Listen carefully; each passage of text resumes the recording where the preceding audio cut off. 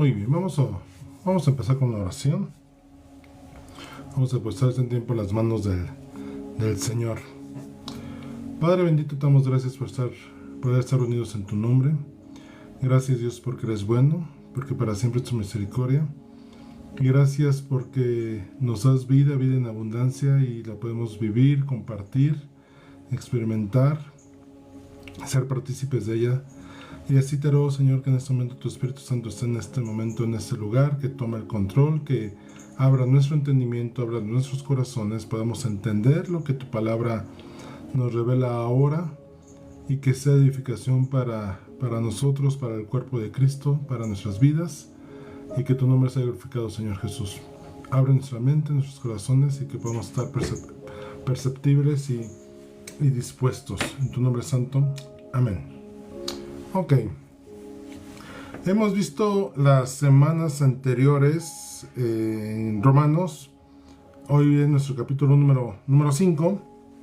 Y bueno, la semana pasada veíamos cómo el ejemplo de Abraham. Cómo Abraham fue un ejemplo para nosotros de cómo la justicia se adquiere por fe.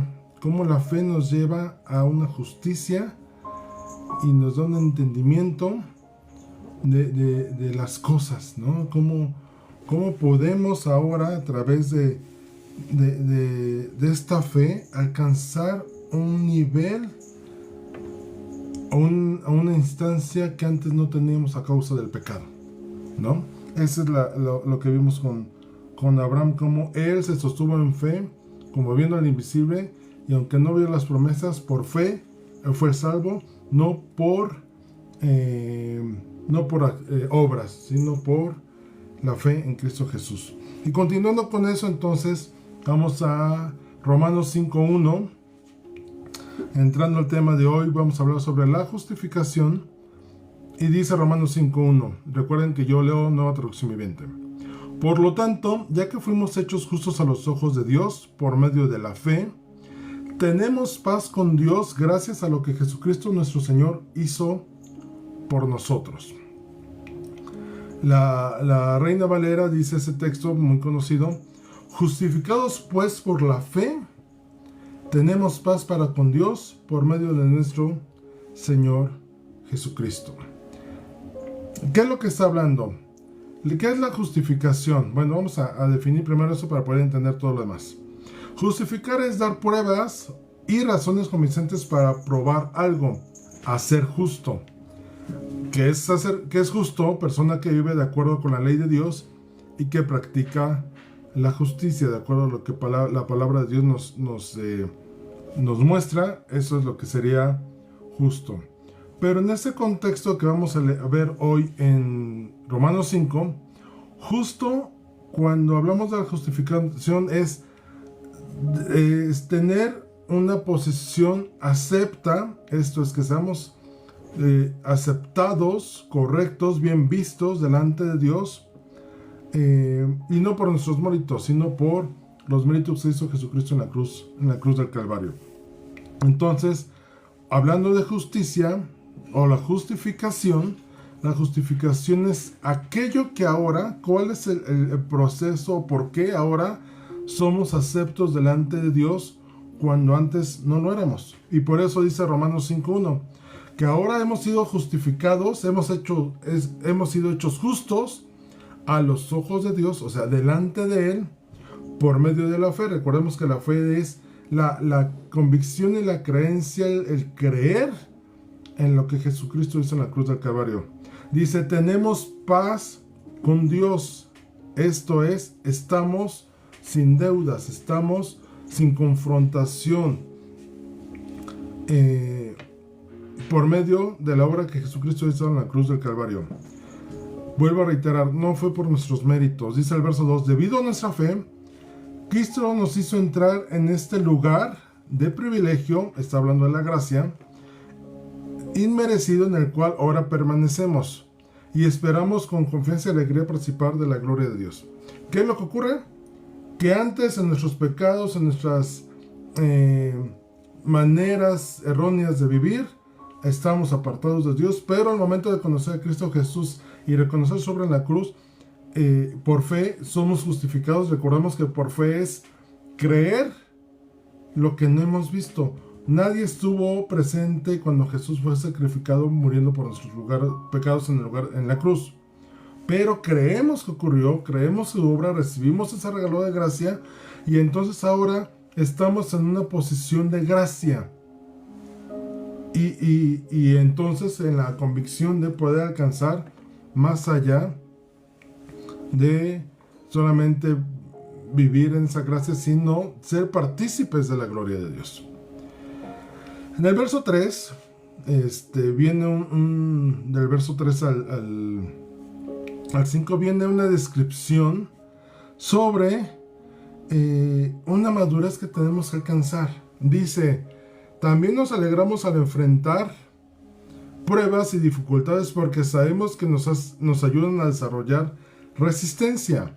Y la resistencia desarrolla firmeza de carácter, y el carácter fortalece nuestra esperanza segura de salvación. Y esa esperanza no acabará en desilusión, pues sabemos que con cuánta ternura nos ama Dios, porque nos ha dado el Espíritu Santo para llenar nuestro corazón con amor. En la Reina Valera dice que nos alegramos al pasar por pruebas, por tribulaciones. Dice: tribulaciones, sabiendo que la tribulación produce paciencia. ¿Qué es lo que ocurre? Y la paciencia produce prueba, y la prueba nos da esperanza, y la esperanza es la confirmación de que el Espíritu de Dios está en nosotros. A ver, voy a ejemplificarlo así. Hace muchos años, cuando era adolescente, tomé clases de natación, y cuando aprendí a nadar, ocurrió esto, ¿no? El instructor nos puso a la orilla, me acuerdo, mi hermana y a mí, a la orilla de la alberca. Dijo: bueno, métanse a la alberca. Y meterse a la alberca era, pues, no saber si estaba caliente, si estaba fría. Era cierto, ¿y ahora cómo le hago? ¿Cómo me meto? ¿De empinado? ¿De brinquito? ¿Hecho bolita? No sé. Ya estando adentro, pues era adaptarte, y entonces ir a la orilla y empezar a hacer los ejercicios y empezar a nadar, ¿no? A tomar impulso y acostumbrarte a ir con los brazos nadando, ¿no? Y con los pies. Así es esa parte del crecimiento y madurez que Pablo nos describe aquí. Primero, tenemos que pasar por una parte de tribulación, de afrenta, de problemas, los cuales nos van a llevar a tener paciencia, a no desesperarnos. ¿Qué ocurre cuando entramos en desesperación? Por ejemplo, cuando en ese ejemplo que les comento de aprender a nadar, cuando entras en este proceso de desesperación, o yo recuerdo cuando me metí a la alberca, allá antes me había metido en una alberca, pero no he tenido el hábito de aprender a nadar. Entonces viene esta parte de meterme, acoplarme, y uno acostumbrarme a estar en la orilla y a tomar un impulso y tener paciencia en empezar a tener la técnica necesaria para poder nadar. Obviamente ahí el instructor nos iba diciendo: así no, las piernas así, no hagas esto. Recuerdo muy bien que nos decía, para que tenga impulso no nadas con la mano abierta, sino nadas con la mano cerrada, para hacer como aleta y poder avanzar, ¿no? Que el agua, hacer presión con el agua, ¿no? Y después de eso venía entonces la constancia. Ser constantes y decir, el maestro nos ponía 2 vueltas, a lo mejor de 50 metros a 200 metros, y a ser constantes. No se pueden detener, no pueden descansar de lado a lado, sino corrido de lado a lado, hacer el nado, ¿no? Y llegar a la otra orilla, tocar, y vas de regreso. Y eso nos hacía fortalecer el carácter, si lo queremos simplificar así. Y entonces nos creaba una esperanza de decir: hoy logré nadar 200 metros, mañana nadaré 300 metros. Pero fíjense que a la par aprendí a flotar. Nos metieron a la fosa, y el proceso fue Muy diferente en cuanto a las acciones, pero muy semejante a los pasos. Primero fue pararte en la orilla y ver hacia el fondo de la alberca y ver el fondo, ¿no? No me acuerdo si era de 6 o 10 metros la profundidad de la alberca. Y el maestro nos dijo, se van a aventar el trampolín y nos dio las instrucciones de cómo hacer. Esa era la prueba, ese era el reto de aventarte y entrar al agua. E inclusive nos dijo, se tienen que aventar de cierta manera, rectos, no abran las piernas, los brazos pegados y poder entrar como pluma, ¿no? Y después de eso vino entonces ya estar adentro. Y recuerdo muy bien la primera vez que me sumergí y volteé hacia arriba y pude ver la parte de arriba del agua y lo veía muy lejano, y entonces empezar a nadar y subir y entrar en paciencia, en tranquilidad, decir, tengo que nadar hacia arriba tranquilamente. Ya que lo hice, entonces vino la parte de madurar el hecho de estar flotando, estar girando los brazos y no entrar en cansancio. Y ya nos explicaban ahí las técnicas correspondientes. Ese proceso me llevó a crecer y madurar en el tema de aprender a nadar y aprender a flotar. Así es lo que ocurre estando en Cristo. Pasamos por pruebas que nos van a llevar a desarrollar resistencia, a tener paciencia. Y esa paciencia nos lleva a cambiar nuestra forma de actuar y de responder las cosas. Esto es, a formar un carácter, a saber cómo definir, cómo reaccionar a las cosas. Y esto nos da la esperanza de entonces decir, si paso esa prueba, camino hacia la voluntad de Dios, camino hacia su gloria. Y viene la confirmación del Espíritu Santo. Sabemos que las cosas hoy, estando en Cristo, ya no son en nuestras fuerzas, en nuestros méritos, en nuestras intenciones, sino su Espíritu en nosotros es el que nos da la certeza de lo que vamos a alcanzar. Y si hoy estás en pruebas, seguramente si tú lo ves con las pruebas que pasabas hace 5 o 10 años, o a lo mejor sin Cristo, te das cuenta que hoy tu reacción es diferente, porque dices, estoy en la prueba, pero tengo la esperanza de que el Señor me librará de esto. Dice, leyendo la semana Job, les compartió un pasaje que decía, cuando dice, yo sé que mi Redentor vive, y con él, y él vendrá a esta tierra a rescatarme. Más o menos dice la traducción, nueva traducción viviente. ¿Y qué es lo que ocurre? Después de todo el proceso que estaba viviendo Job, sin familia, porque la familia comenta ahí que la familia lo detestaba, su esposa misma le decía no gracias, sus siervos no lo obedecían, y aún sus amigos lo estaban señalando y juzgando. Y después de una defensa que él le plantea en ese pasaje, capítulo 20, 19, si no me recuerdo, viene esta frase que dice, yo sé que mi 19, 25, si no mal recuerdo, dice, yo sé que mi Redentor vive y por él voy a vivir.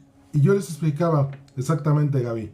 Dice que, y les comentaba, cuando dice, yo sé que mi Redentor vive, era una convicción que él tenía, uno, en reconocer mi Redentor, y al reconocer a mi Redentor, Job estaba diciendo, yo sé que él me va a redimir. Imagínense, yo sé que mi Redentor vive, pero a mí no me va a redimir, ¿no? O sea, obviamente hablamos de lo que nos apropiamos. Cuando tú le dices mi amor a tu pareja, es porque hay un entendimiento de lo que estás diciendo y la cercanía que tienes con él, ¿no? Cuando dices mi esposo, mi esposa, es porque sabes lo que representa y la posición que tiene. Así, ese crecimiento que aquí Pablo nos describe en los versos de 3 al 5, ¿cómo va? Tenemos que aprender a vivir, a pasar de la prueba a la paciencia, a formar un carácter y entonces mantener la esperanza viva en Cristo. Regresando al capítulo anterior donde hablamos la semana pasada de Abraham, Abraham pasó por ese proceso. ¿Cuál fue su prueba? Sacrificar a Isaac. Después vino la paciencia de decir, Padre, ¿qué vamos a sacrificar? Y Abraham, Dios proveerá, ¿no? Viene la formación del carácter porque él estaba dispuesto ya con el cuchillo a ser firme en cuanto a lo que Dios le había dicho que hiciera. Y entonces viene la esperanza cuando el ángel dice, no, espérate. Es más, dice también la palabra, que Abraham confió con el hecho de, dice, yo voy a sacrificar a mi hijo, yo no sé si Dios lo va a resucitar, si me va a dar otro hijo, no sé cómo lo va a hacer, pero su promesa que me dio lo va a cumplir. Ese es el proceso que ahora en Cristo, a través de la justificación que ya tuvimos en Él, la aceptación que ahora tenemos delante de Dios, podemos entrar a esta parte de tener una esperanza viva y verdadera en el Espíritu Santo.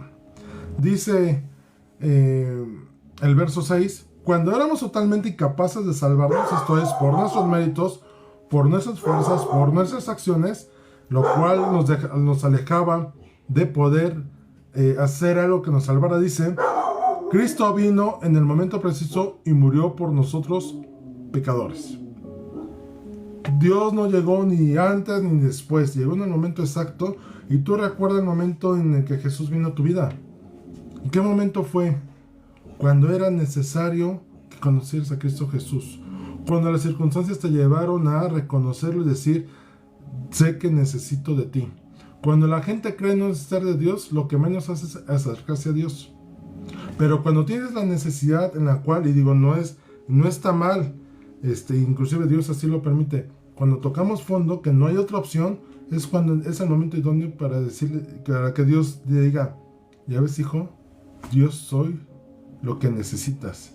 Y entonces nos volteamos y él, sí, Señor, te necesito como Señor y Salvador. Dice el verso 7, ahora bien, casi nadie se ofrecería a morir por una persona honrada, aunque tal vez alguien podría estar dispuesto a dar su vida por una persona extraordinariamente buena, pero Dios mostró el gran amor que nos tiene al enviar a Cristo Jesús a morir por nosotros cuando todavía éramos pecadores.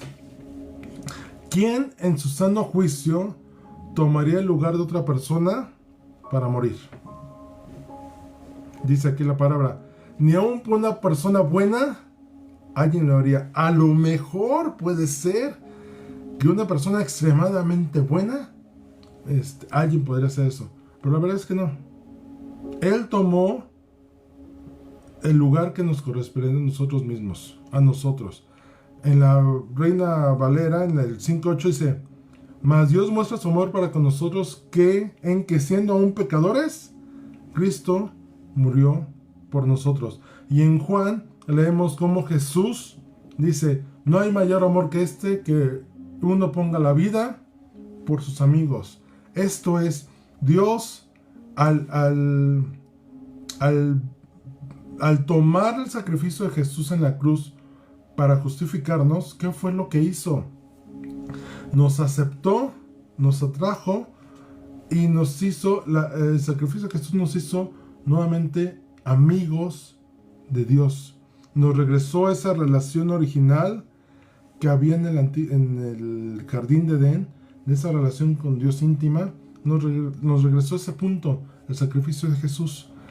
Si Jesús puso su vida por nosotros, ¿qué nos constituye? En sus amigos. Y esto lo vamos a ver más adelante cómo se restauró la relación a través de la justificación que ahora tenemos, que es que ahora somos nuevamente aceptos delante de Dios. Y esto habla de la manifestación del amor de Dios. No llegamos a entender por completo en este mundo terrenal, no vamos a llegar a entender por completo el amor de Dios. Dice la palabra, es tan ancho, tan bajo, tan amplio su amor, que no, tú ponte a pensar, ¿has podido medir el amor de Dios? ¿Has podido dimensionarlo? ¿Has podido darle una forma, una figura, un peso, un color? El amor de Dios es sobrenatural, literalmente, que solamente cuando estemos con Él vamos a poder entenderlo por completo. Pero algo que es importante, dice, cuando éramos pecadores, y por ahí una frase que está incorrecta, que dice, Dios desaborrece al pecado, pero ama al pecador.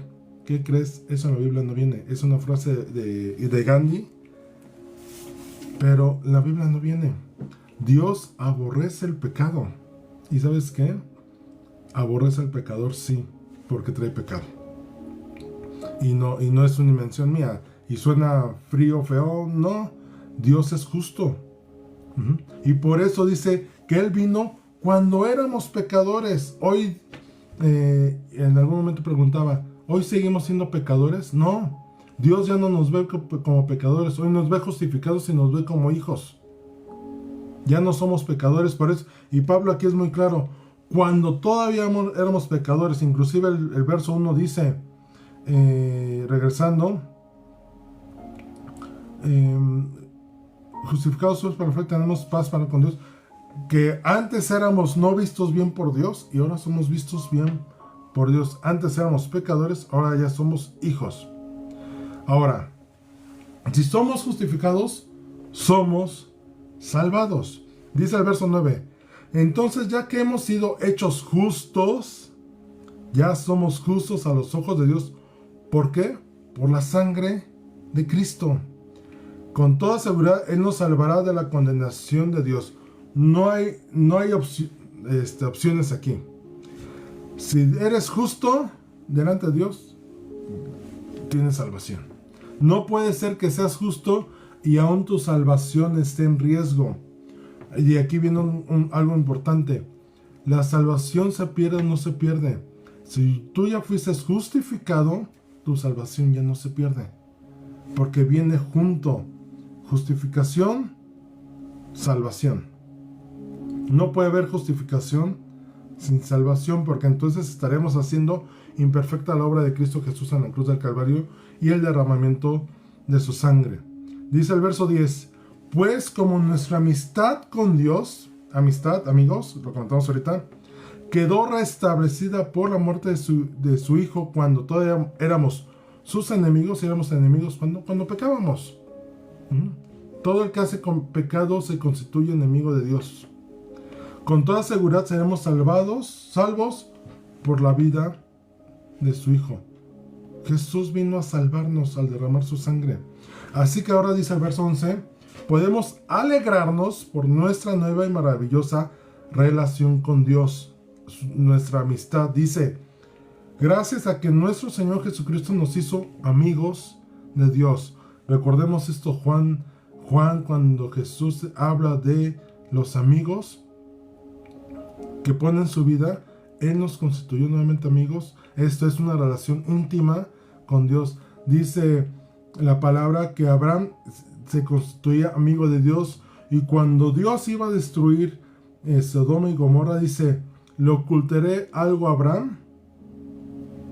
Y Dios entra en esa retórica y dice, pues no se lo puedo ocultar porque es mi amigo. Y Jesús en los evangelios dice, un siervo no sabe lo que hace su Señor, pero el amigo sí conoce lo que el Señor hace. ¿Qué fue lo que hizo Dios con Abraham cuando le reveló lo que iba a hacer con Sodoma y Gomorra? Que inclusive en esa confianza que había en esa relación, Abraham se acercó y empezó a interceder. Y Señor, si no hay 100 y si nomás hay 50, y le empezó a regatear a Dios, y si no hay 50 nomás 25, y si no hay 25 nomás 10. Bueno, que llega un momento que Dios dice, ya me retiro porque si no me lo vas a dejar, me lo vas a abaratar a uno, ¿no? Y no porque esté mal, pero porque entendemos que había un propósito para Sodoma y Gomorra como ejemplo de la justicia de Dios cuando el pecado se levanta delante de Él. Recordemos que Dios destruyó Sodoma y Gomorra porque dice que el pecado que ahí se practicaba llegó ante Él y dijo, voy a bajar a ver si es cierto. Y digo, no, porque no lo supiera, ¿no? Bajó a comprobar el pecado y dijo, esas ciudades merecen ser destruidas porque el pecado es tal que es despreciable, ¿no? No amerita que exista. Fíjense cómo la relación restablecida con Dios, construida en amistad o en comunión, nos hace ver esto. Su muerte, la muerte de Jesús fue el pago. Esto es la justificación, ahí se constituyó. Su muerte su sangre nos hizo justos delante de Él. Y su resurrección nos da vida, esto es salvación. Hay un pasaje adelante de este capítulo, el cual ejemplifica esto, como la comparación o la similitud entre Adán y Cristo. Dice el verso 12: cuando Adán pecó, recordemos, yéndonos siglos y siglos hacia atrás, al principio de la creación, el pecado entró en el mundo. El pecado de Adán introdujo la muerte, nos hizo impíos, nos hizo injustos delante de Dios. De modo que la muerte se extendió a todos porque todos pecado. A partir del pecado de Adán, todos hemos tendido a pecar, todos hemos pecado, no hay ni uno.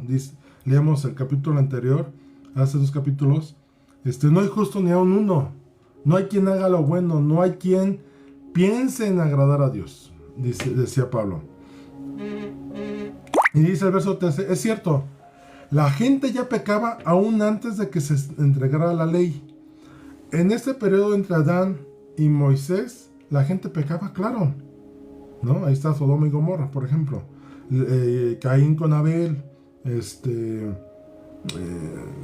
lees Génesis y ves todos los pecados que la gente pudo cometer en ese mentiras, asesinatos, conveniencias, negociaciones turbias, etcétera, etcétera. Dice, pero no se les tomaba en cuenta como pecado porque todavía no existía ninguna ley para violar. Sin embargo, desde los tiempos de Adán hasta los de Moisés, todos murieron, incluso los que no desobedecieron un mandamiento explícito de Dios como lo hizo Adán.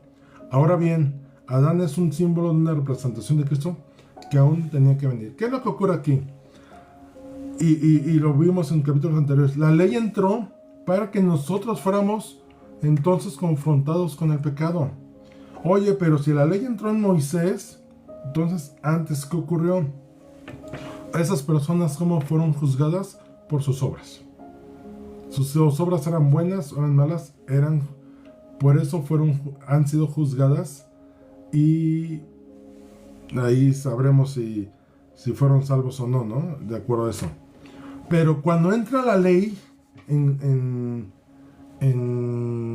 con Moisés, entonces ahora sí hay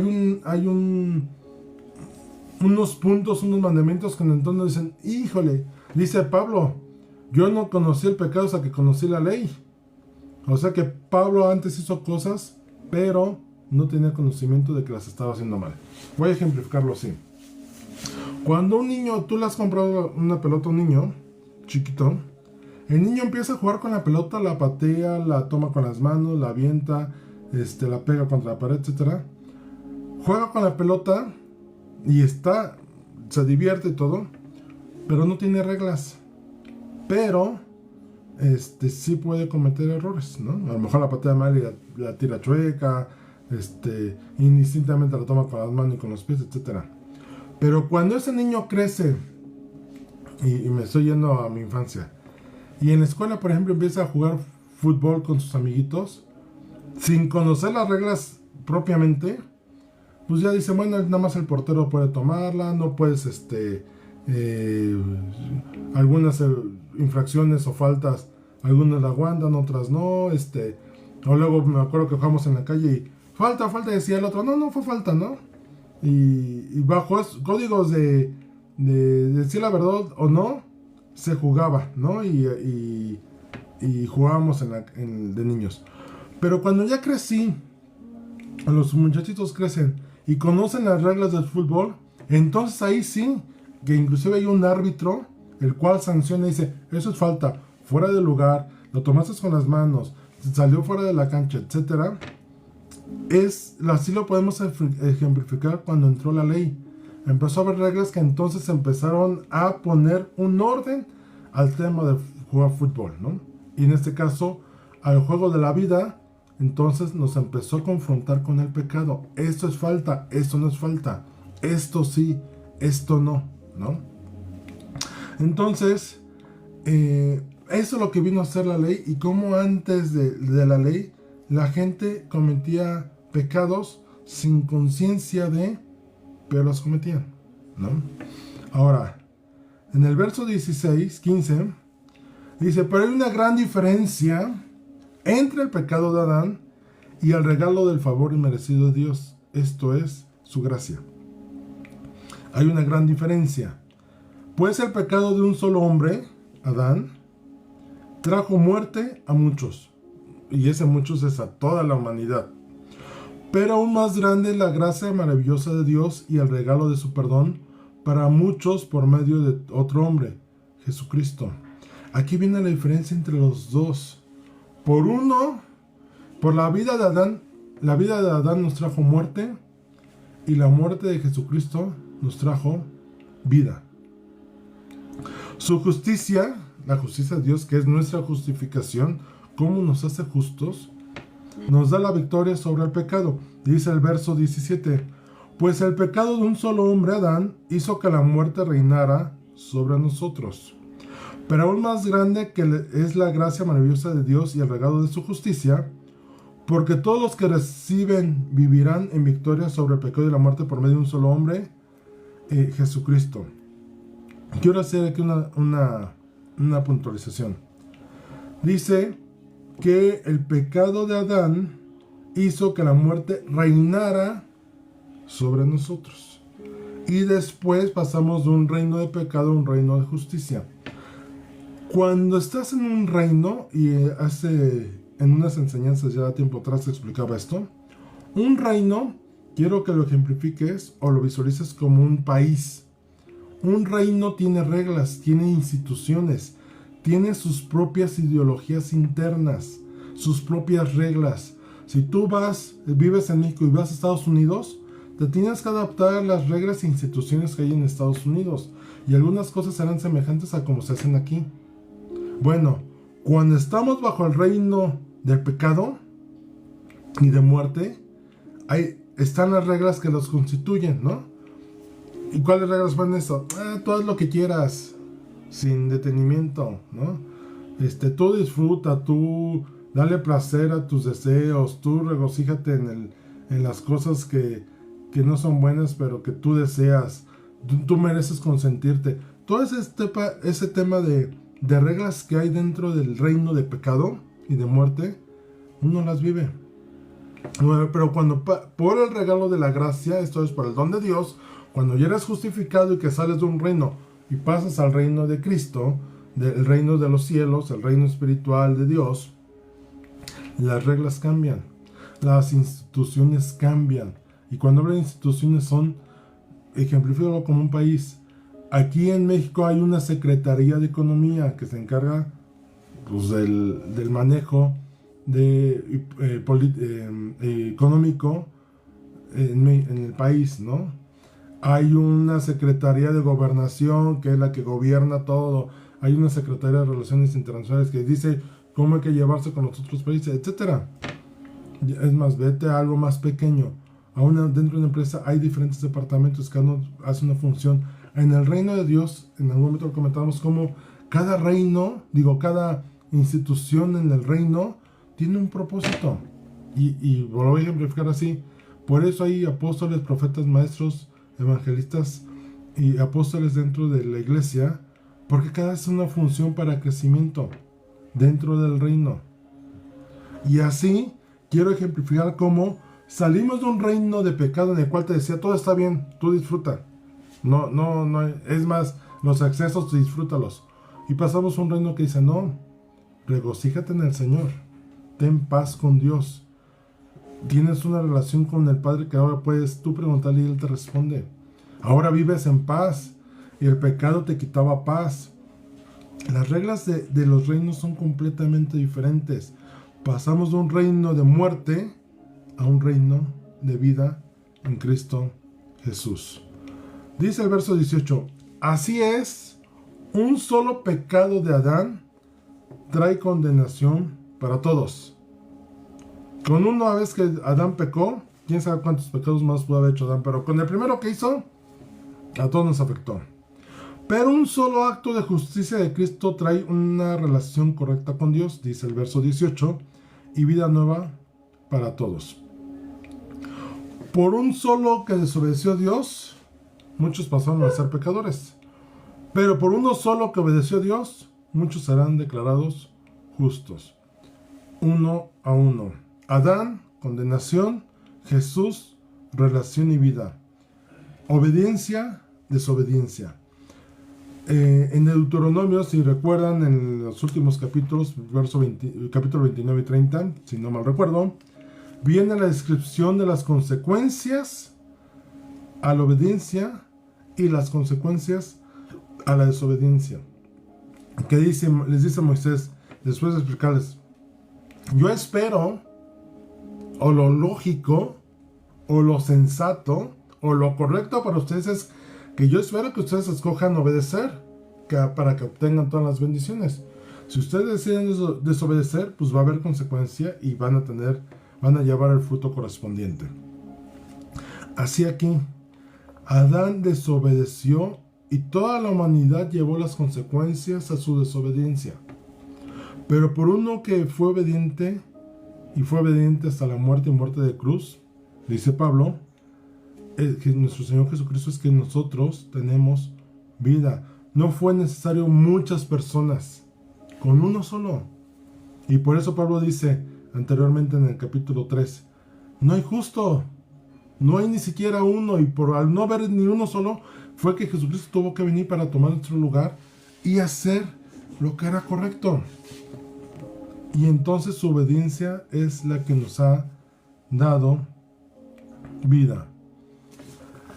Dice el verso 20, la ley de Dios fue entregada para que toda la gente se diera cuenta de la magnitud de su pecado, pero mientras más pecaba la gente, más abundaba la gracia maravillosa de Dios.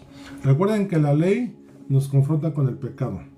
Y cuando Pablo, por ejemplo, describe que, y yo creo que a todos nos ha pasado, ¿no? Esta parte cuando empezamos a leer la palabra y conocer los mandamientos de Dios y empezamos a ver lo que le agrada y no le agrada, entramos en, esto está mal, esto no es correcto, en esto estaba actuando injustamente, en esto estaba incorrecto.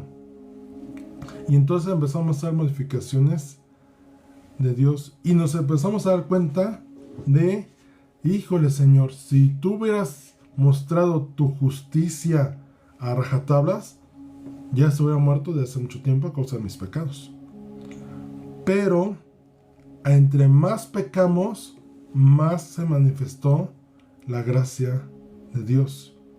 Y por ahí después vamos a ver cómo justamente en el capítulo 6 lo vamos a ver la próxima semana, pero empieza, ¿qué? ¿Vamos a pecar en exceso para que la gracia sobreabunde? No, tampoco. Dice Pablo, no es así. Simplemente estoy explicando en que entre más pecan, más le damos oportunidad a Dios de mostrar su misericordia. Pero no para ver su misericordia vamos a pecar desmedidamente, no. Sino es, date cuenta cómo, por más que peques, nunca pierdes la oportunidad de tener la posibilidad de que la gracia de Dios se manifieste a ti. Eso es lo que Pablo quiere decir. Leíamos en capítulos anteriores también como dice, a ver, si estás pecando y Dios no ha traído justicia, no es porque lo estés haciendo menso a Dios, no porque Dios no esté viendo que pecas, sino su misericordia se está extendiendo para que tú entres en la conciencia de arrepentimiento y decir, entrar en este periodo de misericordia de Dios que, híjole Señor, gracias por aguantar tu justicia y antes de traerme justicia, tu misericordia. ¿Cuánto tiempo pasó para que el pueblo de Israel fuera llevado cautivo a Babilonia?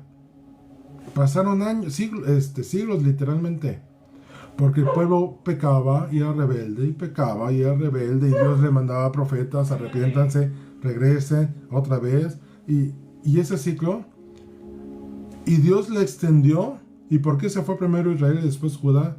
Porque Israel de plano era necio. Y Judá tenía reyes que de repente se alineaban, después llegaba otro rey, siempre no, y el pueblo retomaba, y estaban en esa lucha de tiempo de misericordia en el cual decía a Dios, arrepiéntanse, vengan a mí, volteen su rostro a mí. Cuando Daniel está en el cautiverio, en Babilonia, llega una parte en Daniel, si no mal recuerdo, capítulo 10 u 11, que dice que leyó la ley y entró en un arrepentimiento con Dios, en un acto de: Señor, perdónanos, reconocemos que hemos pecado, que hemos sido rebeldes delante de ti, pero permite que tu misericordia se manifieste y nos alcance, y que tu misericordia sea tal que nos pueda regresar a la tierra prometida.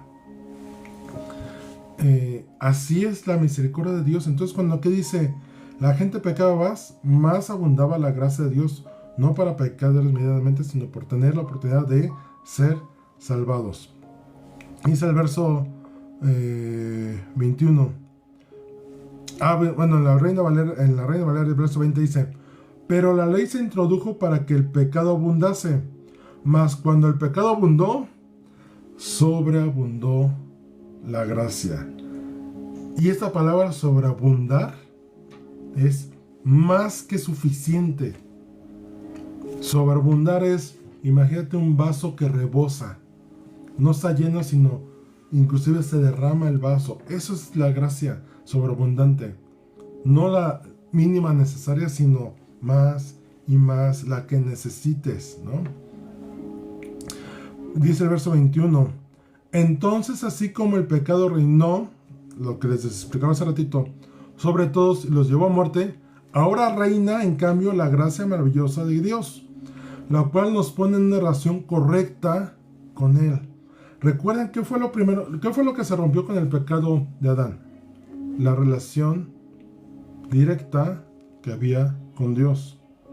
Esa relación que cuando Jesús murió en la cruz del Calvario hizo que el velo que divide entre el lugar santo y el lugar santísimo se partiera.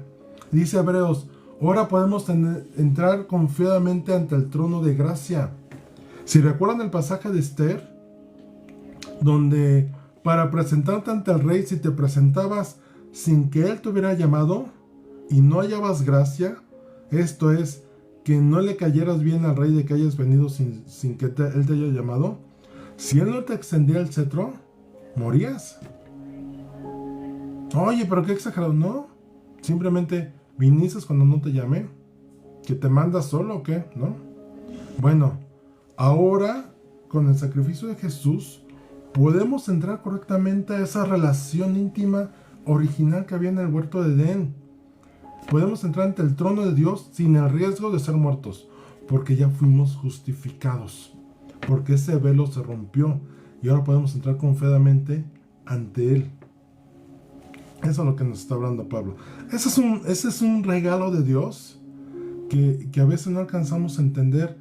Ya podemos entrar, ya somos aceptos, ya tenemos nuestro... Seguramente ha sido algún tipo de concierto, algún tipo de evento en el cual Six Flags, ¿no? Ese es el centro de diversiones. Si no llevas tu brazalete o tu boletito, no puedes entrar, ¿no?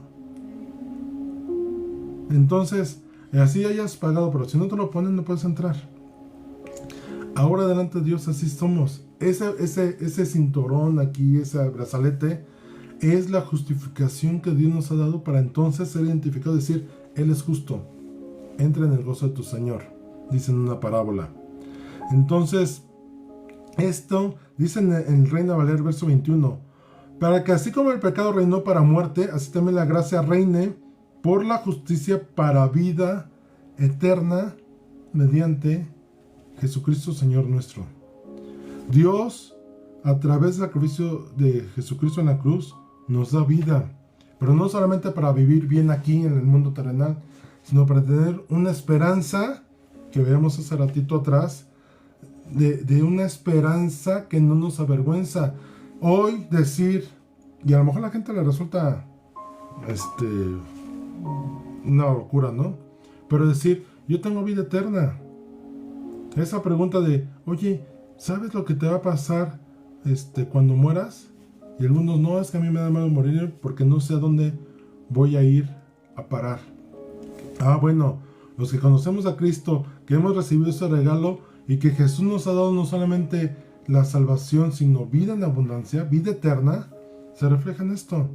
Dice Pablo: para mí el morir es Cristo y el vivir es Cristo y el morir es ganancia. ¿Y esta ganancia qué es? La vida eterna. nosotros no vamos a pasar por el agua de fuego, nosotros no vamos a pasar por tribulación, nosotros nos vamos a ser dejados, nosotros vamos a ser arrebatados y a vivir una vida eterna y a recibir coronas y diademas de justicia. ¿Por qué? Porque recibimos el regalo de la salvación. Hemos sido justificados, hemos sido hechos aceptos delante de Dios. Y si eso no te da gozo, vuélvelo a entender, vuélvelo a repasar en tu mente. Esa relación, voy a ejemplificarlo así. Cuando hay una ruptura familiar entre integrantes, comúnmente entre padres e hijos, por la razón que sea, ambas partes seguramente sienten esa necesidad de, es que algo me falta, ¿no? Comúnmente como hijos, cuando somos hijos, pues hemos cometido errores en los cuales nuestros errores nos llevan a que nuestros padres se puedan sentir decepcionados, se puedan sentir dolidos, se puedan hacer. No he conocido a un hijo que no haya llevado una situación hacia sus padres, ¿no? Y el padre y los padres, a los que ahora ya somos padres, nos toca ahora entender lo que nuestros padres pasaron cuando nosotros hacíamos nuestras barbaridades, ¿no? Y cuando ahora nuestros hijos cometen errores y se alejan o están, ¿qué es lo que buscamos? Estamos así como que, hijo, ven, búscame, aquí estoy. Necesitamos retomar esa relación que teníamos porque eres mi hijo y te amo. Y tú necesitas tenerme. Así es la relación que ahora nuevamente tenemos en Cristo Jesús. Una relación que nos restaura, una relación que nos levanta, una relación que es como describe Génesis 2 y 3, en el cual Dios se paseaba por el huerto del Edén y platicaba con Adán, como tú y yo podemos estar platicando. Mi hermana Diana me comentaba el otro día, ayer, antier, que la vi, me decía, es que yo estoy en la casa y hago algo y digo, vente Espíritu Santo, vamos a tal lado, ¿no? Y entiendo la reacción de mi hermana, me decía, no es que le falta el respeto, pero busco tener una relación con el Espíritu Santo tan cercana que sea así de, vente, vamos, hagamos, disfrutemos, etc. Esa es la relación que debemos retomar con esa parte de justificación que recibimos. Nuestra justificación nos lleva a retomar nuevamente la posición de poder estar en los brazos del Padre. Mi hijo David en una enseñanza explicaba esto. Cuando Dios le dice a Adán, Adán, ¿dónde estás? Era con el brazo aquí, Adán, ¿dónde estás? O sea, ¿por qué no estás aquí entre mis brazos, aquí cerquita? ¿Dónde estás? ¿En qué momento te saliste? ¿Por qué te saliste? Hoy tenemos la oportunidad de volver a través de la justificación, ese regalo dado por Dios por gracia, por el sacrificio de Jesús en la cruz, de tener nuevamente una relación cercana con Dios. Y creo que ese es un punto medular en todo cristiano, en todo hijo de Dios. Ya no vivimos como antes. Decía alguien, ¿qué diferencia hay entre ser cristiano y no? ¿De qué te sirve tener a Dios si no lo ves? Si no, bueno, es muy sencillo. Podemos pasar las mismas circunstancias, las mismas tribulaciones, las mismas pruebas, las mismas atribulaciones, lo que quieras. Pero cuán diferente es pasarlas con Cristo Jesús, sabiendo que hay una esperanza de vida, que tienes a alguien que va a estar detrás de ti, dándote apoyo, cuidándote, a hacerlo por tu cuenta, sin Dios detrás de ti. Tenemos a alguien que el mundo no tiene. Dice la palabra, mayor es el que está conmigo, el que está en el mundo. Entonces, esa es la parte que quiero que te quedes hoy. Ya eres justificado. Si ya recibiste a Cristo Jesús en tu corazón y reconociste su obra en la cruz y recibiste ese lavamiento de su sangre y su resurrección te ha dado vida, ya has sido justificado. Ya no vivas como antes vivías, sino ahora vive en la plenitud de una relación personal e íntima con Dios el Padre Celestial. Entonces, así cerramos el capítulo de hoy. La justificación ya fue dada y tú y yo ya somos aceptos ante los ojos de Dios. Y daré un minutito, 2 minutitos, si alguien tiene alguna duda o comentario. Por ahí veo a Carlos Pastor, ¿cómo estás? Ya te vi, por ahí está también mi mamá, Gaby, gusto saludarlos.